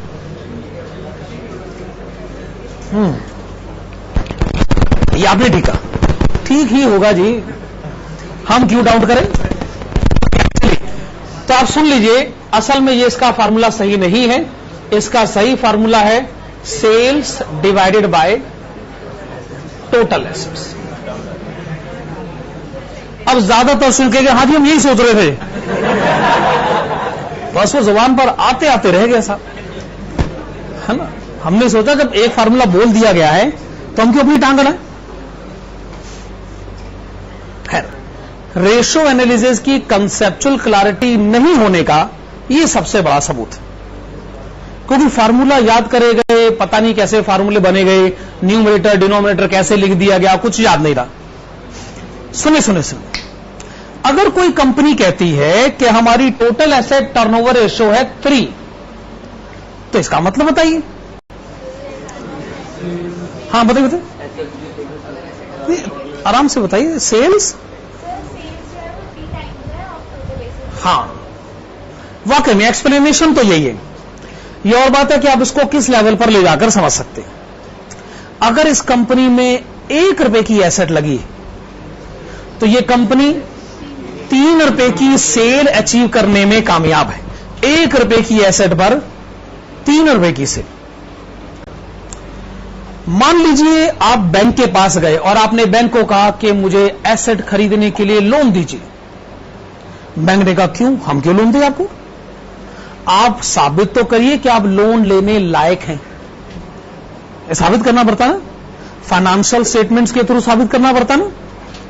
और आप ये भी बताना चाहोगे कि मेरी टोटल एसेट टर्नओवर रेशियो 3 है। बैंक मैनेजर ने कहा क्या मतलब होता है इसका। आपने कहा जी मैं अपना बिजनेस इतना अच्छा करता हूं कि 1 रुपए की एसेट में लगा दूं ना तो 3 रुपए की सेल हो जाती है मेरे को। बैंक मैनेजर कहेगा तो फिर ये बात आप इतना खुशी से क्यों बता रहे, तो बुरी बात आपने बताई। आपकी टोटल एसेट टर्नओवर रेशियो अगर 75 होती तो आप ही कहते कि 1 रुपए की एसेट और 75 रुपए की सेल। आप देखो, आप कहते आपको भी अच्छा लगता, हम सुनते हमें भी अच्छा लगता। अगर टोटल एसेट टर्नओवर रेशियो होती 275, 1 रुपए की एसेट और 275 रुपए की सेल, देखा कितना अच्छा लग रहा है। आपने क्या कहा, 3 लो 3, 1 रुपए की एसेट और 3 रुपए की सेल, ये तो बिल्कुल भी अच्छा नहीं लग रहा है ना। इसका मतलब ये रेशियो जितनी बड़ी होगी क्या ये उतनी फेवरेबल होगी। क्या ये बताने की कोशिश है कि हम अपनी एसेट को कितना अच्छा यूज करके सेल अचीव करने की कोशिश कर पा रहे हैं। सेल कैसे अचीव होती है भाई, एसेट को इस्तेमाल करके तो अचीव होती है। Fix asset and current asset, जिसका टोटल हो गया टोटल एसेट। तो आपकी टोटल एसेट कितना इफेक्टिवली यूज हो रही है, इसके लिए टोटल एसेट टर्नओवर बड़ी इंपॉर्टेंट रेशियो कंसीडर करी जाती है कि नहीं। खैर, क्वेश्चन ने कहा है कि लिवरेजेस कैलकुलेट करिए, पर वो काम हम तब तक नहीं कर सकते जब तक कि हम इनकम स्टेटमेंट ना बना लें।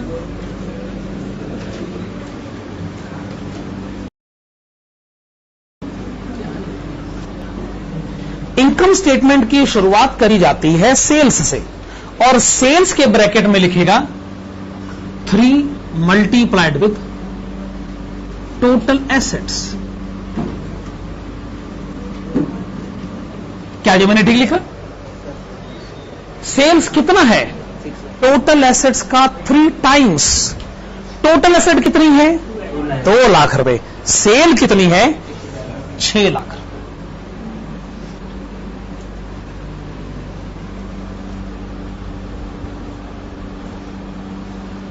वैसे वेरिएबल कॉस्ट कितनी है?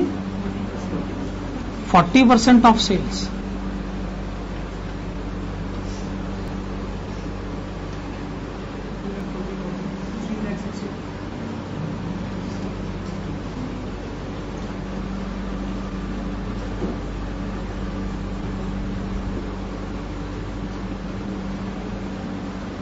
फिक्स्ड कॉस्ट कितनी है वैसे बताएं? 1 लाख। ठीक है, फिक्स कॉस्ट आपने बताया 1 लाख रुपए।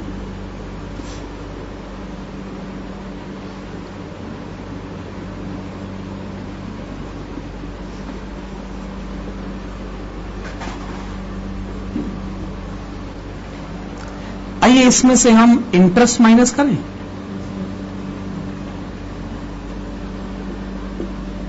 वैसे आपकी कंपनी में डेट कैपिटल कितना? लायबिलिटी साइड पे लिखा होगा 80,000 रुपए। Rate of interest 10%। ठीक बात है। 10% ऑफ 80,000 रुपीज 8,000। डिफरेंस बताइए। 2,52,000। क्या है ये? ईबीटी। टैक्स का रेट कितना है वैसे? 50%। 1,26,000 रुपए।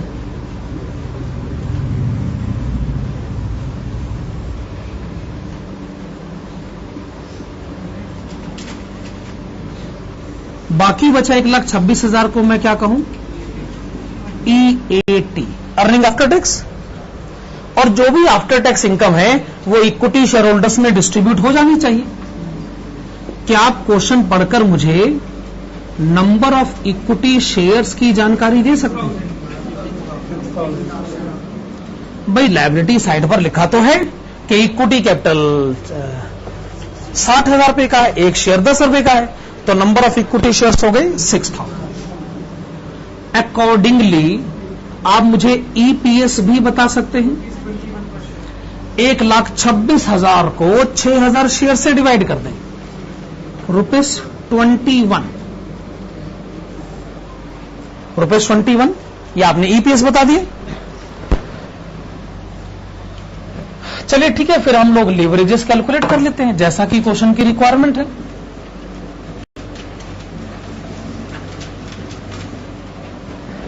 DOL is equal to contribution divided by EBIT।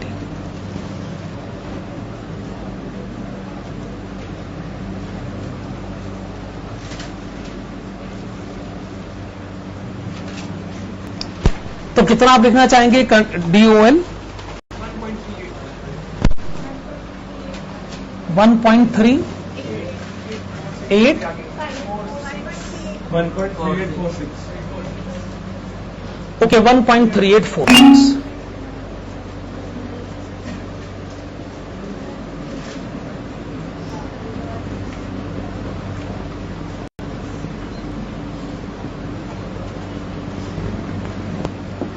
EBIT divided by EBT 2,60,000 divided by 2,52,000 1.0317। DCL is equal to contribution divided by EBT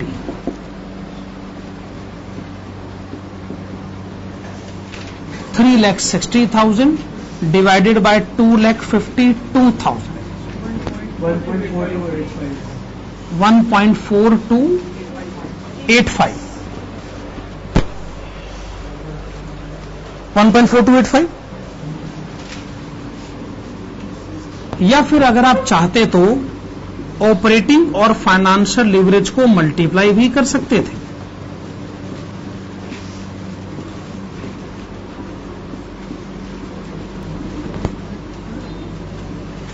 multiply करके भी यही आता। 1.4285 ही आएगा।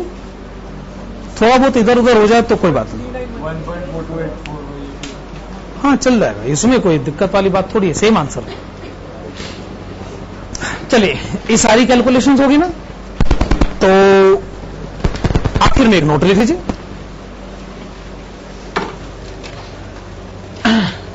We are given that total asset turnover ratio is 3.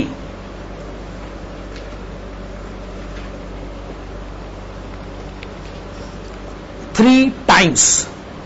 Total asset turnover ratio is 3 times. Full stop. It means that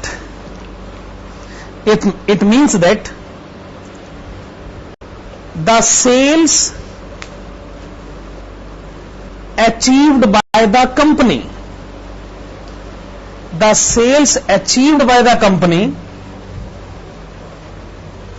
is 3 times of total assets. 3 times of total assets. Full stop. This ratio represents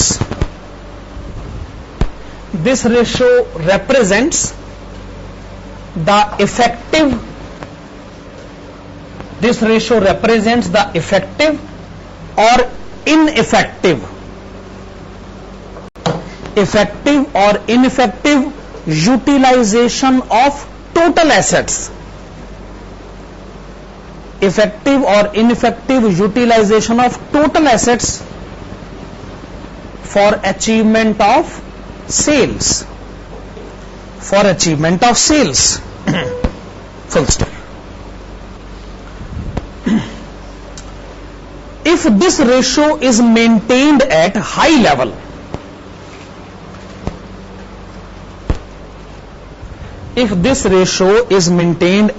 level, comma, it means that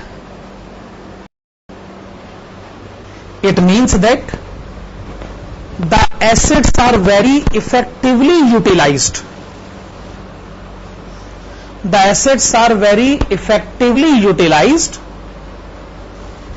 For achievement of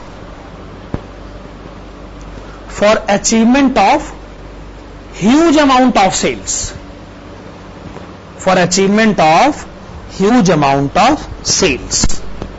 ठीक बात है ना? फिर आप लिखिएगा higher the ratio, comma, better it is. ठीक है ना? Higher the ratio better it is. ये रेशियो जितनी ज्यादा हाई लेवल पर मेंटेन होगी, हमारे लिए सिचुएशन उतनी ही फेवरेबल मानी जाएगी। क्या ये बात सही? क्वेश्चन नंबर 5 अटेम्प्ट करने के बाद अब आप आइएगा क्वेश्चन नंबर 15 की तरफ। Question number 15, XYZ limited, 15 page number 4 पर है।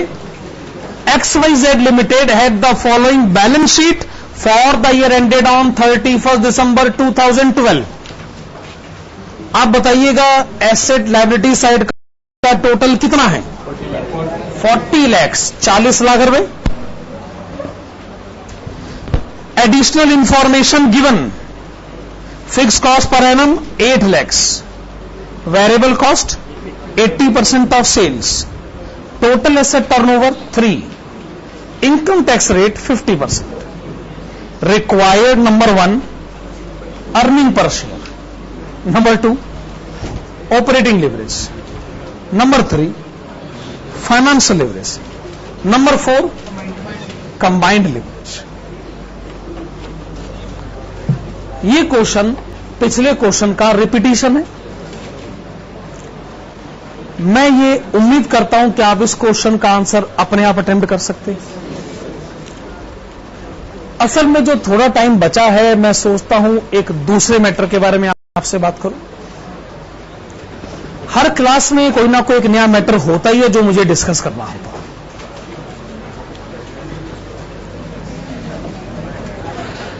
देखिए, आपके सीए का जो एग्जाम है, लिसन प्लीज, ध्यान से सुनेगा इस बात को। जो क्वेश्चन नंबर 1 आपके एग्जाम में पूछा जाएगा वो एक कंपलसरी क्वेश्चन होगा और वो 20 मार्क्स का होगा। कंपलसरी क्वेश्चन होगा, 20 मार्क्स का होगा।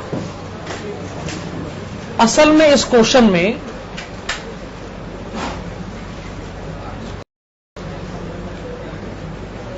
पांच नंबर के 4 पार्ट पूछे जाएंगे। ये सारे के सारे प्रैक्टिकल होंगे। जो 2 प्रैक्टिकल क्वेश्चन होंगे वो कॉस्टिंग से पूछे जाएंगे और 2 प्रैक्टिकल क्वेश्चन जो है वो एफएम से पूछे जाएंगे। ये क्वेश्चन नंबर 1 बनाने का स्ट्रक्चर तय किया गया। कई बार ऐसा देखा गया है कि क्वेश्चन नंबर 1 में 4 नहीं 5 पार्ट आते, पर फिर स्टूडेंट को कहा जाता है कि आप इसमें से कोई 4 पार्ट करिए, तो फिर वो एक पार्ट चॉइस में हो जाता है। लेकिन इस चक्कर में पेपर की बैलेंसिंग बिगड़ जाती है। मतलब शुरू में इंटेंशन ये रहा गया कि कॉस्टिंग का पेपर 50 का रखेंगे, एफएम का पेपर 50 का रखेंगे। तो जब हम 5 पार्ट बनाते तो क्या होता है कि उसमें से 3 पार्ट चलो कॉस्टिंग के बन गए, 2 एफएम के बन गए। अगर स्टूडेंट कॉस्टिंग के तीनों पार्ट करता है, एफएम का एक पार्ट करता है, तो फिर बैलेंसिंग बिगड़ जाती है। तो इसके पीछे आप जानते हो कि फिर वो सर्कमस्टांसेस हमारे कंट्रोल में तो है नहीं। अगर आप 2 कॉस्टिंग 2 एफएम के पिक करो तो बैलेंसिंग नहीं बिगड़ती। तो ये एक ऐसी बात है जिसको डिस्कस करके हमें कोई फायदा नहीं। तो ऐसा कभी कभी होता है, ज्यादातर केसेस में 4 पार्ट होते हैं, चारों ही करने होते हैं। उसके बाद आता है क्वेश्चन नंबर 2, 3, 4, 5, 6 एंड 7। हर एक क्वेश्चन जो है वो 16 नंबर का पूछा जाता है। इस हिसाब से अगर आप मार्क्स का टोटल करोगे ना तो वो टोटल 100 मार्क्स नहीं आएंगे। अगर आप टोटल करोगे तो वो 116 आ जाएंगे। इसका मतलब क्वेश्चन नंबर 2 से लेकर क्वेश्चन नंबर 7 तक आपको एक क्वेश्चन की चॉइस होगी। कोई एक क्वेश्चन आप इसमें से छोड़ सकते हैं। तो पेपर 100 नंबर का आता है, ये बताइए पेपर 100 नंबर का करना होता है ये कहीं। पेपर तो 116 नंबर का आता है, उसमें से कोई 100 नंबर का पेपर करें। हालांकि चाहे तो स्टूडेंट ऐसा कर सकता है कि पूरे 116 नंबर का पेपर अटेम्प्ट कर सकता है और वो नोट लिख सकता है। It is compulsory to check answer to question number 1। Please check any 5 questions out of 6 questions. आप भी रिप्लाई करो और क्या, पहले पे पहला। वो अगर हमें ये कह सकता है तो हम भी उसको कुछ कह सकते हैं। उससे कम है क्या? ऐसे ही होना चाहिए ना। चलिए, जो क्वेश्चन नंबर 2 होगा ये पूरी तरह प्रैक्टिकल होगा। क्वेश्चन नंबर 3, क्वेश्चन नंबर 4, सारे के सारे क्वेश्चन 2, 3, 4 में प्रैक्टिकल ही होने वाले हैं। मोस्ट प्रोबेबली होगा क्या, मोस्ट प्रोबेबली कह रहा हूं, ये कोई कंफर्म नहीं है कि हर एक क्वेश्चन के 2-2 पार्ट होंगे, 8-8 नंबर के। पर ऐसा कहीं लिखा नहीं गया है। इंस्टीट्यूट जब चाहे मर्जी इस पैटर्न को बदल सकता है। एक क्वेश्चन 10 नंबर का, दूसरा 6 नंबर का भी डाला जा सकता है। एक पूरा क्वेश्चन भी 16 नंबर का डाला जा सकता है। मतलब ऐसा कुछ फिक्स नहीं है कि 8 नंबर का क्वेश्चन ही पूछा जाना है, सच ऐसा कुछ फिक्स नहीं। पर यह तय है कि क्वेश्चन नंबर 1, 2, 3, 4 प्रैक्टिकल ही प्रैक्टिकल। क्वेश्चन नंबर 7 जो है ये पूरी तरह थ्योरेटिकल होगा। पूरी तरह थ्योरेटिकल होगा क्या कि इसमें 4 पार्ट पूछे जाएंगे, चारों 4 नंबर के होंगे, चारों थ्योरेटिकल होंगे, 2 इसमें से कॉस्टिंग के होंगे और 2 इसमें से एफएम के होंगे। Question number 5, 8 number practical, 8 number theory. Question number 6, 8 number practical और 8 नंबर थ्योरी। जो 8 नंबर थ्योरी के होंगे इसके भी वो 2-2 पार्ट बनाएंगे, 4-4 नंबर के 2 पार्ट और ये 4-4 नंबर के 2 पार्ट।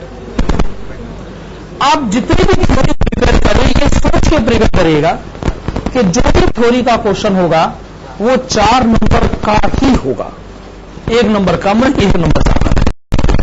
सारे थ्योरी के क्वेश्चन 4-4 नंबर।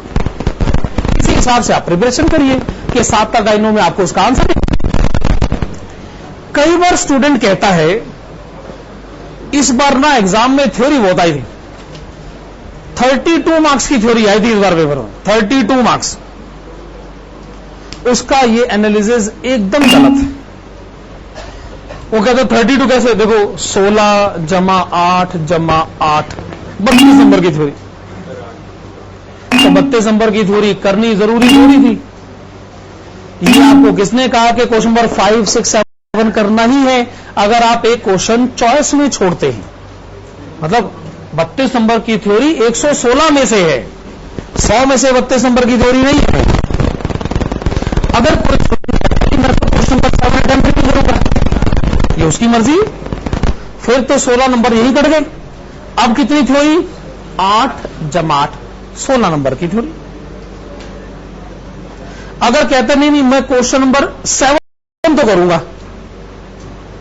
लेकिन 5 और 6 में से कोई एक छोड़ूंगा, तो ये 16 जमा 8 फिर 24 नंबर की थ्योरी होगी। कोई कहे नहीं मैं 5वां भी करूंगा, 6वां भी करूंगा, 7वां भी करूंगा। हाँ, तो आपका तो हक बनता है कहने का भाई। आप कहिए, दुनिया को कहिए, ढिंडोरा पीट कर कहिए कि 32 नंबर की थ्योरी आई थी इस बार, मुझे अटेम्प्ट करनी पड़ेगी। इसमें हम क्या कर सकते हैं फिर? तो थ्योरी का कवरेज कितना है यह आपके एग्जामिनेशन पैटर्न पे डिपेंड करता है भाई। ज्यादातर स्टूडेंट मैंने देखा है क्वेश्चन नंबर 6, 7 को छोड़ते हैं और वो अपनी प्रैक्टिकल कवरेज को ज्यादा करने की कोशिश करते हैं। हालांकि आपकी मर्जी, आप जैसे मर्जी कर सकते हैं। ये एग्जाम का पैटर्न आपके पास है। आपको या तो 8 नंबर के आंसर देने हैं या आपको 5 नंबर के आंसर देने हैं। ओके, याद रखिएगा। अब हम कब मिलेंगे? आज थर्सडे, अगले थर्सडे। Thank you.